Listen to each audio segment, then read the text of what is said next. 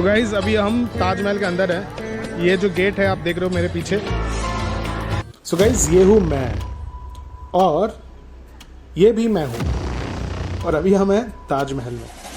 Wait wait wait wait, रुको जरा, सब्र करो।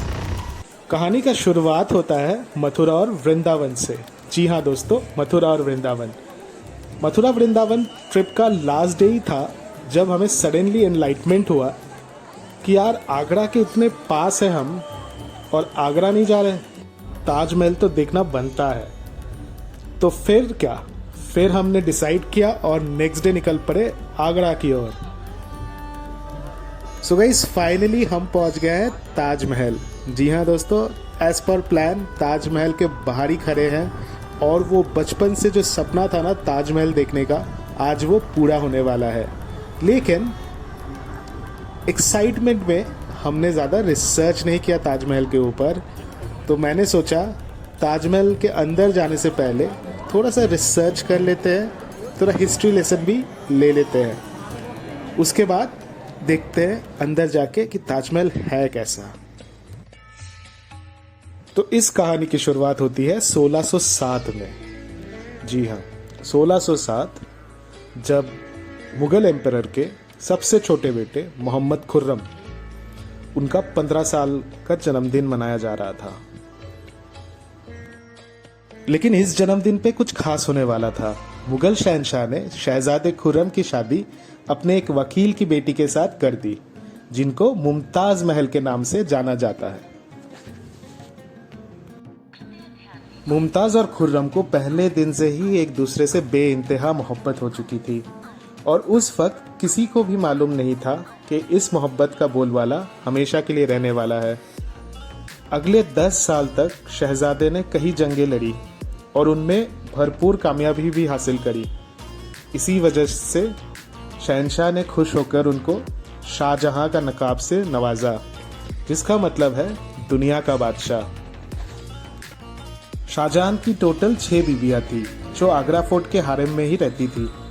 इन 6 बीवियों में से शाहजहां सबसे ज़्यादा मोहब्बत मुमताज़ से करते थे और यही वजह थी कि उनका ज़्यादातर वक्त मुमताज़ महल के साथ ही गुजरता था।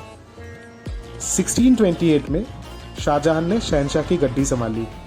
ये वो पीरियड था जब मुगल एम्पायर अपने पीक पे थी, यानी पूरे इंडिया पाकिस्तान के साथ साथ अफगानिस्तान के भी कई हिस्सों में मुगलिया सल्तनत के राज हुआ करते थे।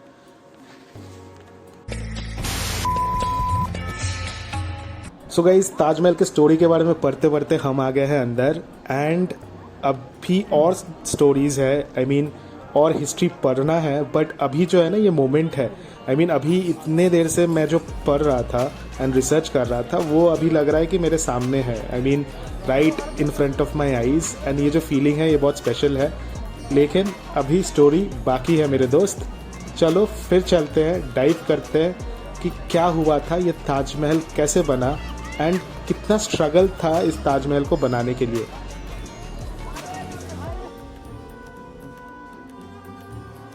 गद्दी संभाल के अभी एक ही साल गुजरा था कि एक बार फिर से मुगल सल्तनत को दुश्मनों का सामना करना पड़ा। अगले 2 साल जंग चलती रही और शाहजहां को भी भरपूर कामयाबी नसीब हुई। लेकिन शाहजहां इस कामयाबी का जश्न मनाते कि उनको एक ऐसी खबर मिली जिससे कि शाहजहां की दुनिया ही बदल गई। मुमताज़ महल, जो कि शाहजहां के 14वें बच्चे को जन्म दे रही थी, उनकी हालत बिगड़ गई और 17 जून 1631 में इस दुनिया से चल बसी। पूरी मुगलिया सल्तनत का जश्न देखते ही देखते मातंग में बदल गया। मुमताज़ महल ने मरने से पहले एक आखिरी ख्वाहिश की थी। वो चाहती थी कि उनकी कब्र दुनिया के सबसे खूबसूरत मकबरे में बनाई जाए। शाहजहां ने मुमताज़ की आखिरी ख्वाहिश को पूरा करने के लिए अपनी सारी दौलत और पूरी ज़िंदगी लगाने का फैसला कर लिया। तो गाइज़ अभी हम ताजमहल के अंदर हैं। ये जो गेट है आप देख रहे हो मेरे पीछे, ये है ये गेट जहाँ से आप अंदर जा सकते हो। मैं आपको पूरा इन्फॉर्मेशन देने वाला हूँ ताजमहल के बारे में, ticket prices and all kind of details. आप क्या कर सकते हो अंदर आने के बाद, कहाँ से आपको एंटर करना है, सब डिटेल्स मिलेगा आपको। वीडियो को एंड तक ज़रूर देखें so that you have an idea कि मैं क्या बात कर रहा हूँ मैं पूरा टूर देने वाला हूँ। सो अगर चैनल को सब्सक्राइब नहीं किया है तो सब्सक्राइब ज़रूर करें। लुक बिहाइंड मी, ये है ताजमहल का डोर जहाँ से हम लोग अभी अंदर जा रहे हैं। बहुत ज़्यादा चेकिंग होता है तो बी केयरफुल।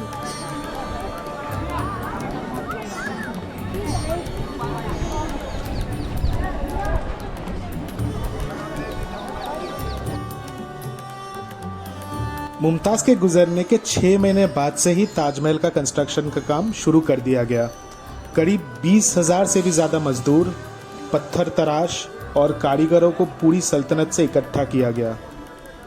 ताजमहल का डिज़ाइन का आइडिया शाहजहां ने अपने बाप दादा के मकबरों से लिया था। बाप के मकबरे से मीनारों का आइडिया लिया गया, दादा के मकबरे से बिल्डिंग कोड का आइडिया लिया गया और अपने अंकल के मकबरे से डोम का आइडिया लिया गया।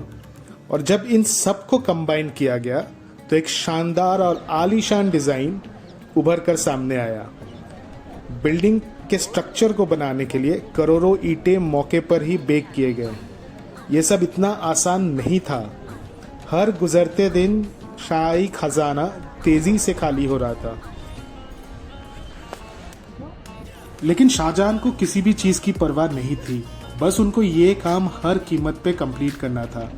कई सालों के मेहनत के बाद फाइनली बिल्डिंग का स्ट्रक्चर कंप्लीट हो चुका था। अब बारी थी इसको संगमरमर से सजाने की। ये संगमरमर आगरा से 400 किलोमीटर दूर राजस्थान से मंगवाया जाना था, क्योंकि वहाँ के मकराने मार्बल आज तक दुनिया का सबसे फाइनेस्ट मार्बल में माना जाता है।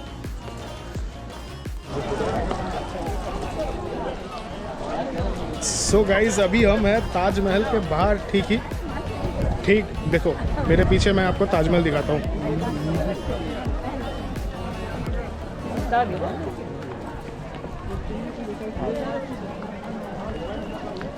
ये रहा ताजमहल ठीक मेरे पीछे।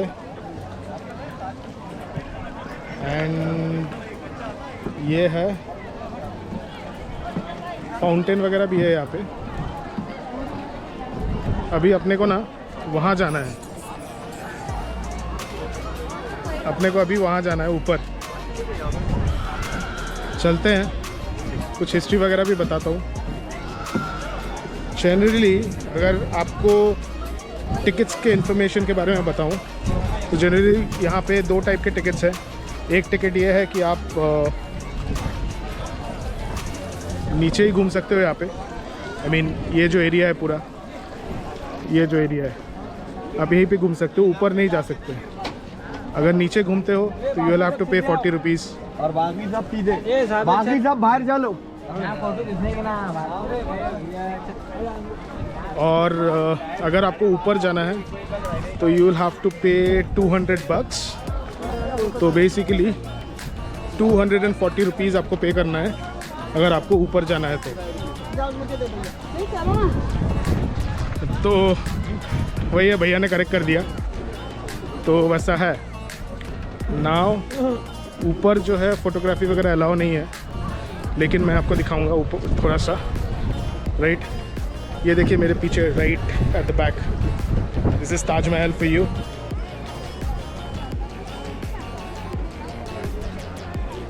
बहुत ही सुंदर है गाइस।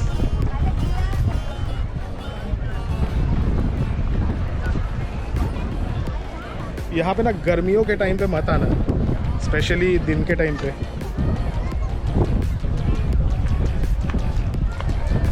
क्योंकि बहुत गर्मी हो जाता है। अभी दिसंबर है but still I can feel the warmth here.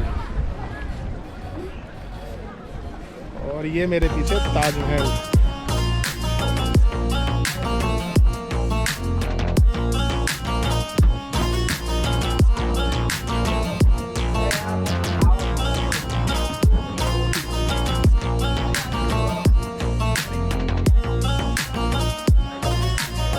Taj Mahal का ये खूबसूरत डोम इतना बड़ा है कि इसका अंदाज़ा सिर्फ आँखों से देख के ही लगाया जा सकता है।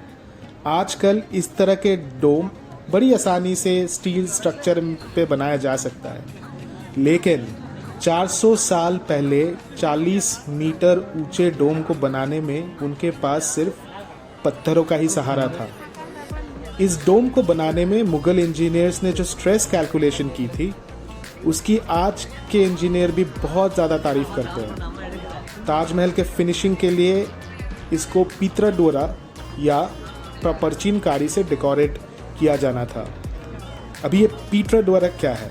पीतराडोरा एक ऐसी कलाकारी को कहा जाता है जिसमें कीमती पत्थर को मार्बल के अंदर तराश कर लगाया जाता है। मार्बल को बड़ी मेहनत से, बारीकी से कीमती पत्थर के शेप के हिसाब से तराशा जाता है और उसमें पत्थर को ग्लू के ज़रिए चिपकाया जाता है। ताजमहल में इस्तेमाल होने वाली ग्लू कुछ आम ग्लू नहीं थी। काफ़ी रिसर्च और लेबोरेटरी टेस्ट के बाद मालूम पड़ा ये ग्लू शीरा, लेमन जूस और मार्बल के पाउडर को मिलाकर बनाया जाता था। ताजमहल के खास बातों में एक ये बात भी है कि ये दिन में 3 मरतबा अपना रंग बदलता है। सूरज निकलने के बाद ये light yellow and pink shade देता है, जबकि दोपहर के वक्त ताजमहल की खूबसूरती का नया रुख देखने को मिलता है। नीले आसमान पे जैसे मोती चमक रहा हो एंड सनसेट के वक्त पूरी बिल्डिंग गोल्डन कलर की दिखाई देती है।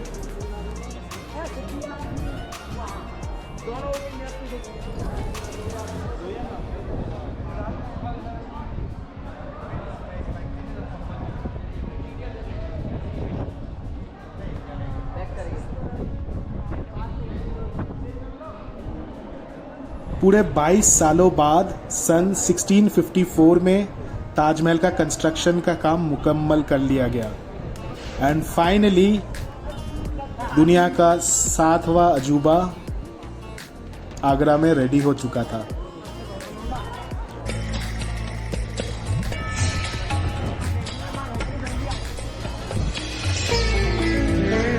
फाइनली अंदर से हम बाहर आ गए। अंदर वीडियोग्राफी फोटोग्राफी अलाउ नहीं है तो हम ले नहीं पाए ऑब्वियसली। तो अभी दिखा रहा हूँ मैं आपको बाहर से। अभी हम लोग ऊपर आ गए and this is the view basically just behind me, you can see.